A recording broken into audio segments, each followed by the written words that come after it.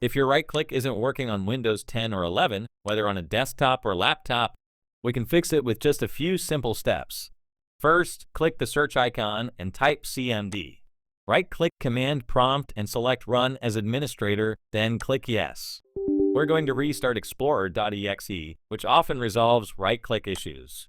In the command prompt, type taskkill/f/in explorer.x and press Enter. This stops the Windows Explorer process. Next, start it again by typing start explorer.x and press Enter. Your desktop will reappear and your right-click should start working. You can also restart your computer if you prefer. If it's still not working, here's a bonus step. Use the System File Checker to repair any corrupted files. In the same command prompt, admin, type defc/scanner and press Enter. This will scan and repair your system files. Once it's done, restart your computer. This method usually fixes right-click issues completely.